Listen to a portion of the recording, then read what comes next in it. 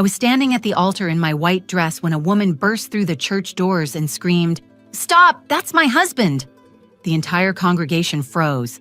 My groom Xander just sat there, his face draining of color like someone had pulled a plug.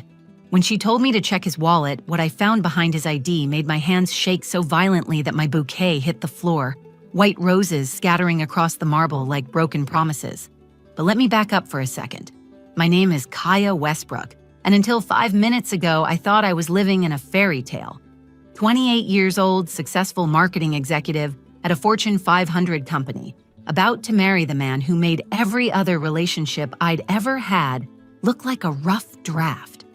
Xander Thorne wasn't just handsome with his dark hair and those green eyes that seemed to see right through to your soul. He was brilliant, charming, the kind of man who remembered how you took your coffee after one date and sent flowers to your office just because it was Tuesday. The woman standing in the aisle wasn't supposed to be part of my story. Lyric Ashford, she'd said her name was, though she claimed it was actually Lyric Thorne. She was beautiful in a way that made my stomach twist. Long auburn hair, sharp cheekbones, wearing a navy blue dress that looked expensive enough to pay my rent for 3 months.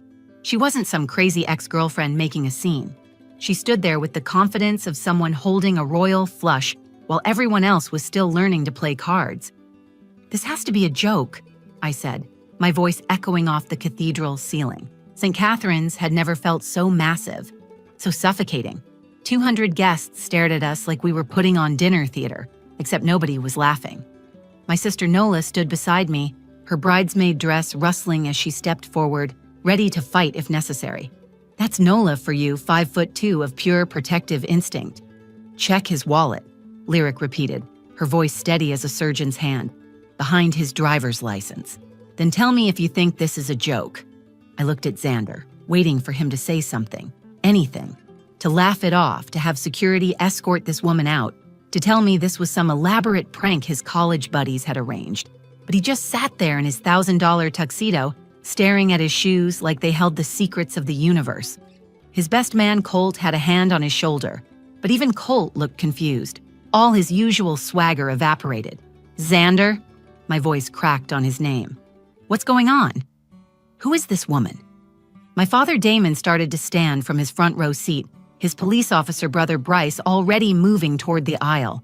My mother Vera grabbed Damon's arm, holding him back, her face pale against her lavender mother-of-the-bride dress. Even my brother Jax, who always had a joke ready, stood silent in his groomsman position, his mouth slightly open like he'd forgotten how to form words. The church felt like it was holding its breath. You could hear the air conditioning humming, someone's baby fussing in the back rows, the rustle of programs as people shifted uncomfortably.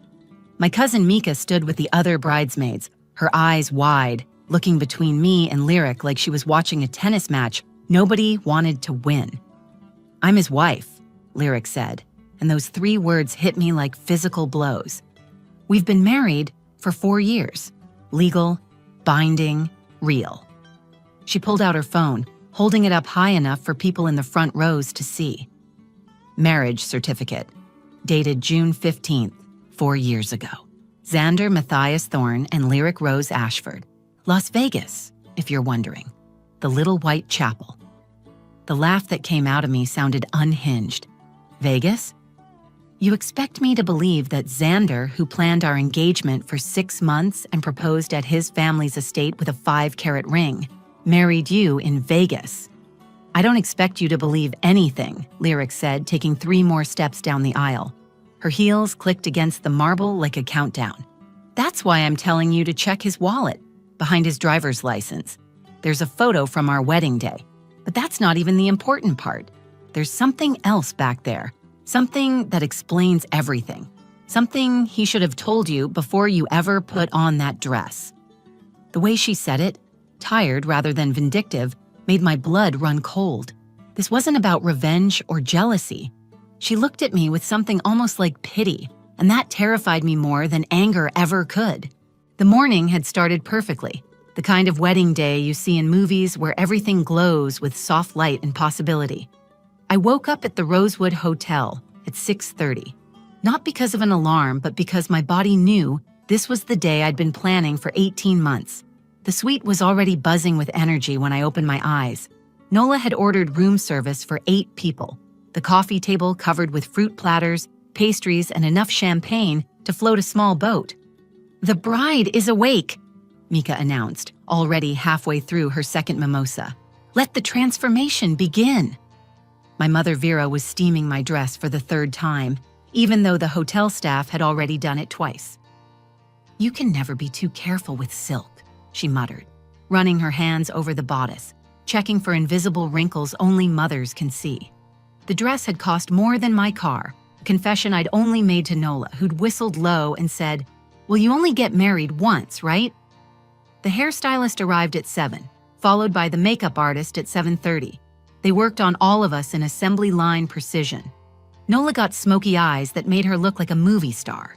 Mika chose rose gold shimmer that caught the light when she laughed, which was often.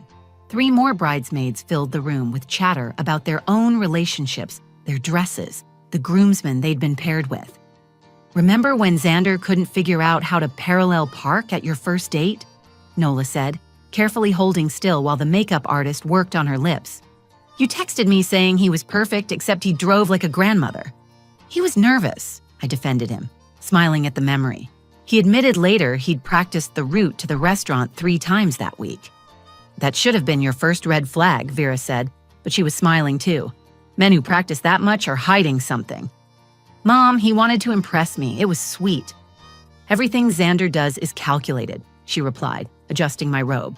"That man doesn't sneeze without planning which direction to turn his head." At the time, I thought she was just being overprotective. Vera had opinions about every man I'd ever dated. Too short, too tall, too ambitious, not ambitious enough.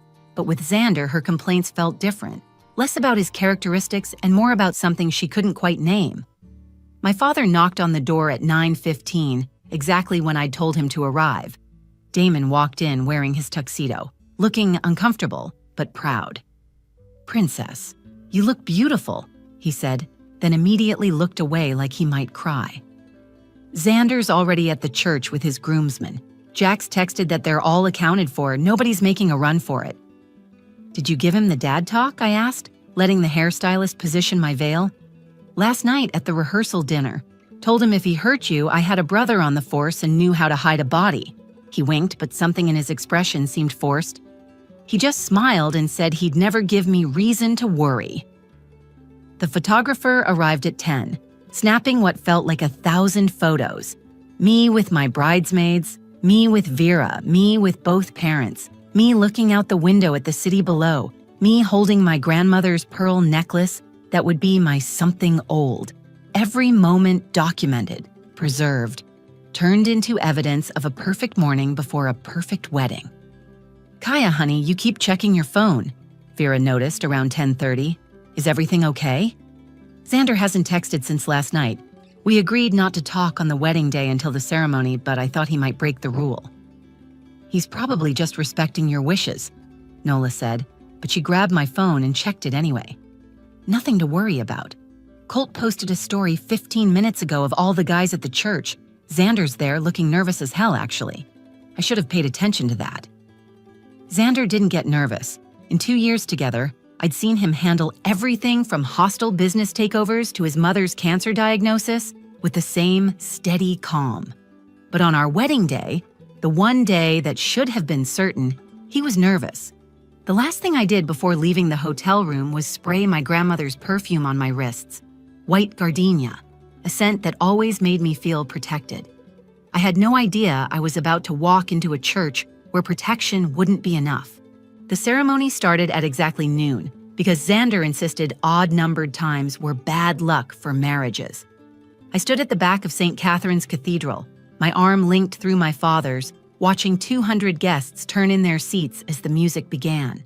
The church looked like something from a magazine spread with white orchids and baby's breath lining every pew, $10,000 of flowers that would be dead by Monday. Walking down that aisle felt like floating. Each face I passed beamed at me with the kind of joy people save for weddings and newborns.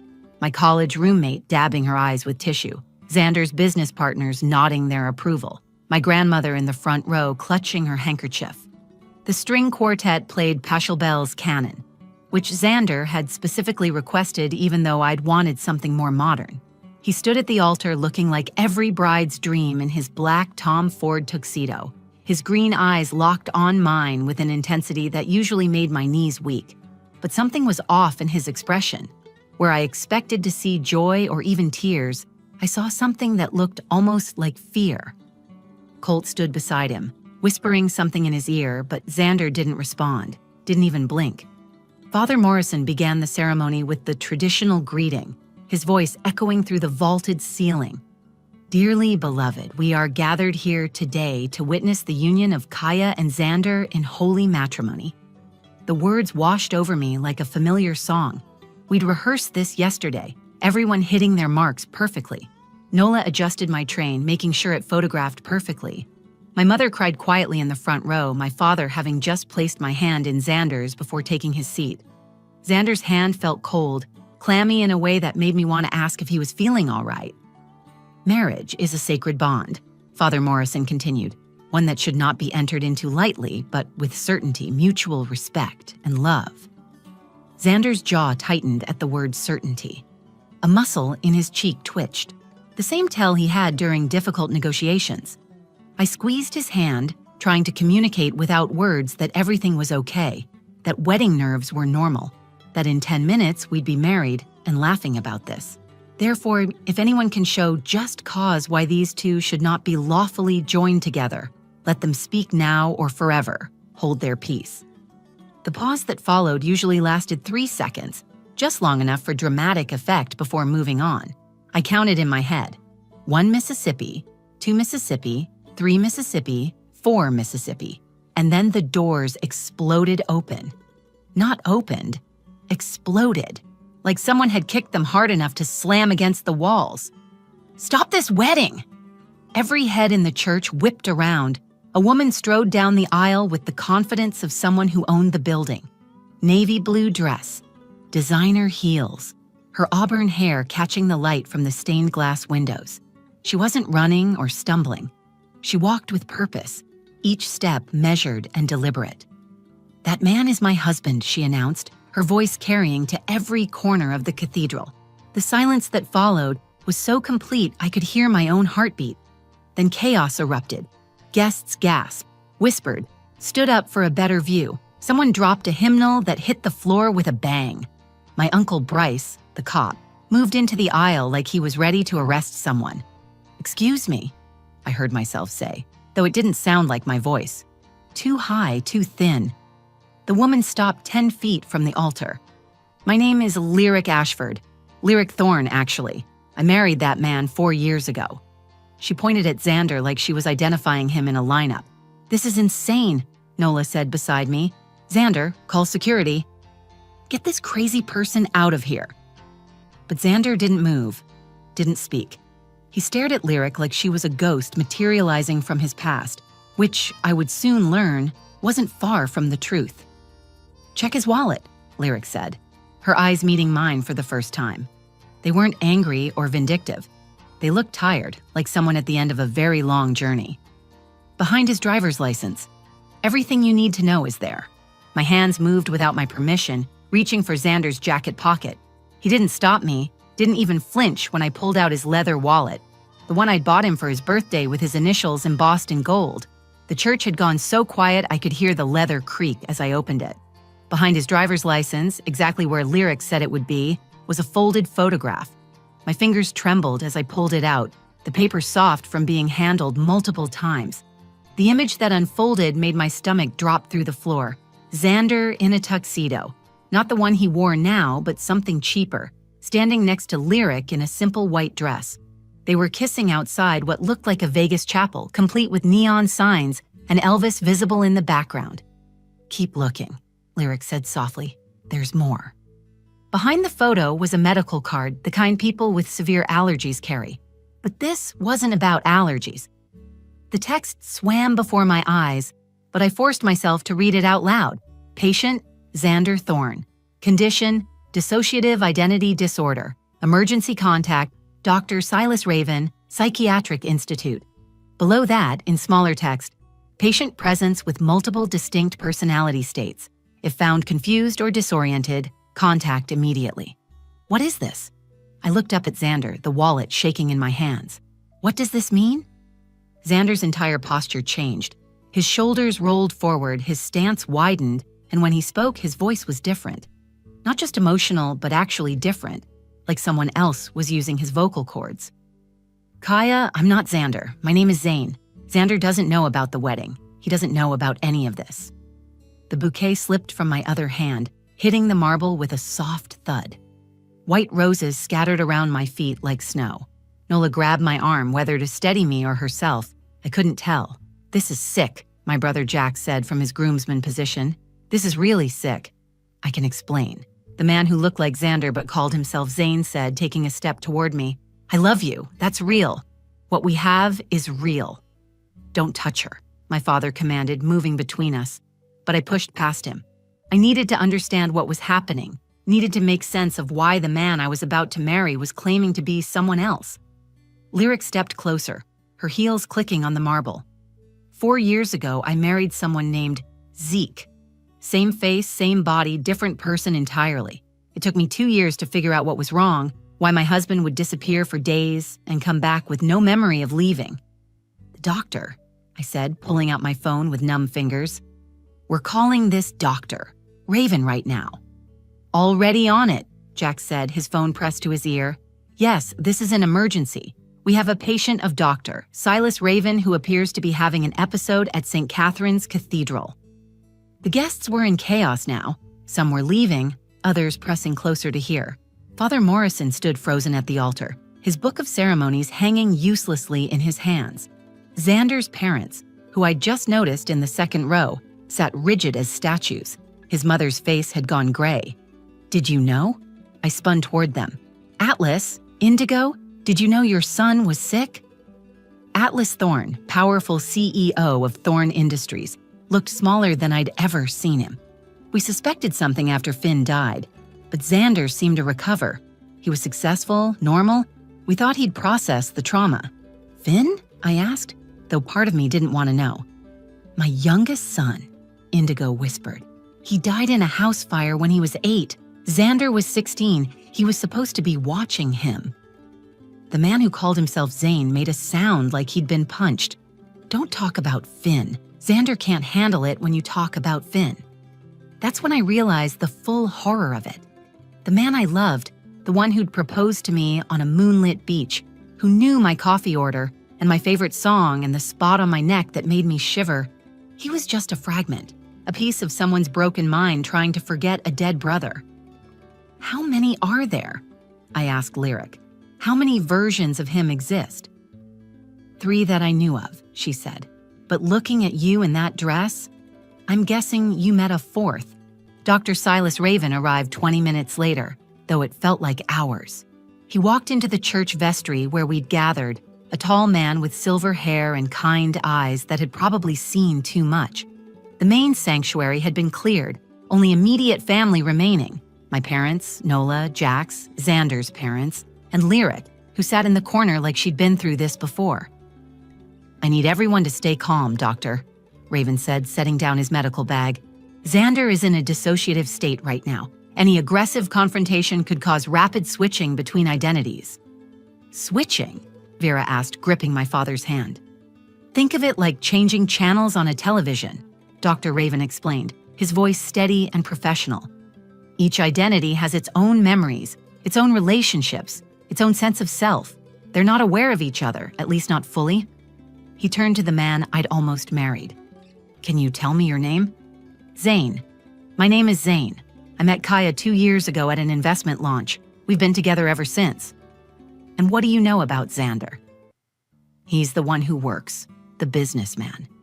He handles the company, the deals, the board meetings. I handle the life outside of that. Dr. Raven made notes on his tablet. And Zeke? I don't know any Zeke. Lyric laughed bitterly from her corner. Of course you don't. Zeke doesn't know about you either. He thinks I'm crazy when I tell him he disappears for weeks at a time. The doctor continued his examination, asking questions that revealed the horrifying complexity of what we were dealing with. Each identity had emerged at different times, for different reasons. Xander was the original, the achievement-focused businessman who buried his trauma in work. Zeke emerged first about 5 years ago, during a particularly stressful merger that coincided with the anniversary of Finn's death. He was spontaneous, reckless, the kind of person who'd get married in Vegas. Zane appeared 2 years ago, the romantic, the one who could feel emotions Xander had locked away. The human mind is remarkably adaptive, Dr. Raven explained. When trauma becomes unbearable, it can fracture, creating separate containers for different aspects of pain and memory. So nothing about our relationship was real? I asked, my voice hollow. That's not true, Zane said urgently. My feelings for you are real. Every moment we shared, every conversation, every kiss, it was all real. But you're not real, the words exploded out of me. You're just a piece of someone else, a fragment that shouldn't exist. That's when it happened. His face contorted, his body jerked, and suddenly he was different again. The posture straightened, the expression hardened. What's going on? Why are we in the church vestry? This was Xander's voice, the one I'd heard in business calls, confident and controlled. Kaya, why are you in your wedding dress? The ceremony isn't until noon. It's 12:45, Jack said quietly. Xander checked his watch, confusion crossing his features. That's impossible. I was just at breakfast with the groomsmen. Before anyone could respond, another switch. His body relaxed, his smile turned cocky. Lyric, baby, what are you doing here? This must be Zeke. I told you I had a business trip this weekend. We're getting divorced, Lyric said flatly. I can't do this anymore. The switching accelerated, triggered by stress. In the span of 5 minutes, I watched 3 different people inhabit the same body. Each switch was preceded by a brief moment of blankness, like someone had hit reset on a computer. Xander demanding to know why everyone was staring. Zane reaching for my hand, Zeke asking Lyric why she was crying. Then something new happened. His body went completely rigid, his eyes rolled back, and when they refocused, they looked different, younger somehow, terrified. Where's Finn? The voice was high, childlike. I can't find Finn. The smoke is everywhere. I can't find my brother. Indigo let out a sob. Atlas stood frozen. Dr. Raven moved quickly, speaking in soothing tones, but I barely heard him. I was watching a 30-year-old man become a terrified 16-year-old boy, still trapped in a burning house, still looking for a brother who'd been dead for 14 years. 6 months have passed since my wedding that wasn't. I'm sitting in my new apartment, the one I got after leaving the place Xander and I had shared. Zane, Xander. I still don't know what to call him.